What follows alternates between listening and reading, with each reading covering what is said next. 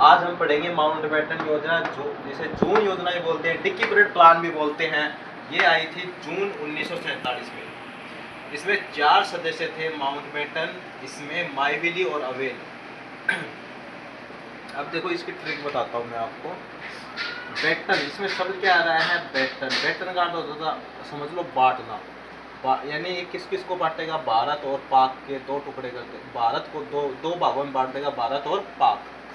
जो इसकी विभाजन की रूपरेखा है वो वीपी मेनन तैयार करेंगे, वीपी मेनन। अब देखो जून में 4 शब्द आ रहे हैं, तो इसमें सदस्य कितने हो गए? 4। या ऐसे कर लो, माउंट 1 हो या बेटन में 3 हो गए, तो 3 और 1 4। तो 4 तो सदस्य थे। इसमें सदस्य की ट्रिक देखो,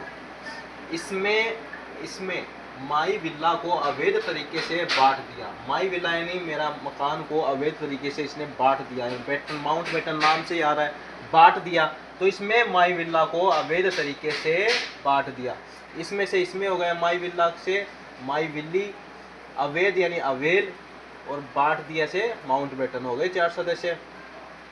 अब देखो संविधान निर्माण की प्रक्रिया कब शुरू हुई, हम ये देखते हैं। अभी संविधान निर्माण की जो प्रक्रिया है वो शुरू हुई थी 9 दिसंबर 1946 को।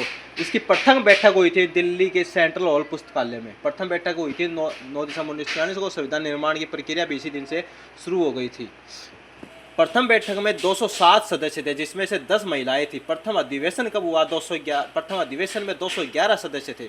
अस्थायी अध्यक्ष, जो प्रथम बैठक में अधिवेशन है उसमें अस्थायी अध्यक्ष बनाया गया था डॉक्टर सच्चिदानंद सिन्हा को। जो ये प्रणाली फ्रांस से ली गई है, और इसमें जो वरिष्ठ सदस्य थे उसको ही अस्थायी अध्यक्ष बना दिया गया था।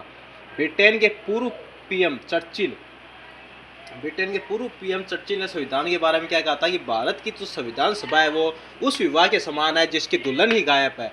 यानी कि चर्चिल में क्या होता है, दूल्हा दुल्हन ब्याह करते हैं, तो इसने दुल्हन के बारे में लिखा था। ये आ सकता है कि भारत की संविधान सभा उस विवाह के समान है जिसकी दुल्हन गायब है। किसने बोला? तो हम लिख देंगे ये चर्चिल का कथन है। अस्थायी उपसभापति किसे बनाया? Frank Anthony. यानी कि फ्रैंक एंथोनी को अस्थायी उपसभापति बना दिया गया, जो आंग्ल भारतीय सदस्य थे।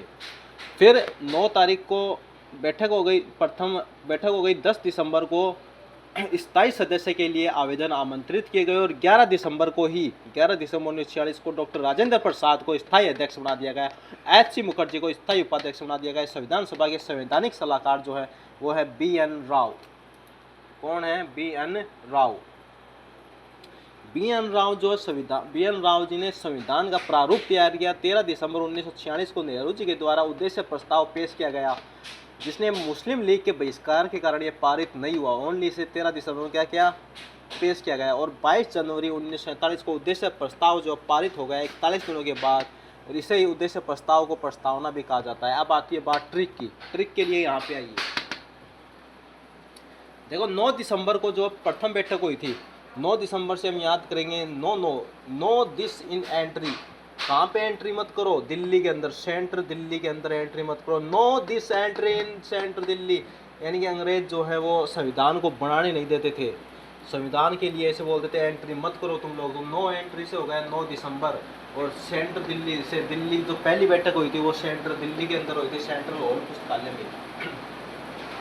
और अंग्रेज का मतलब हो गया अस्थायी अध्यक्ष। जो आंग्ल भारतीय सदस्य है वो फ्रैंक एंथोनी उपसभापति हो गए।